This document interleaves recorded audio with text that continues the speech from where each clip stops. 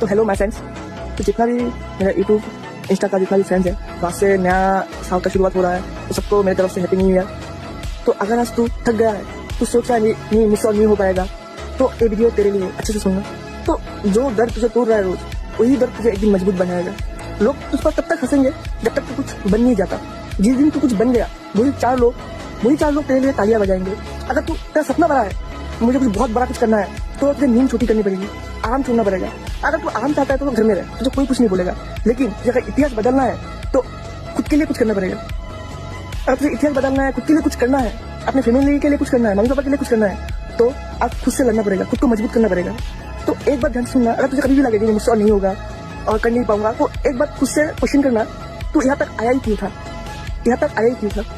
तो एक लाइक, एक फॉलो, एक शेयर कर देना अगर तू भी मेरे जैसे हार मानने वालों में नहीं है। Thank you.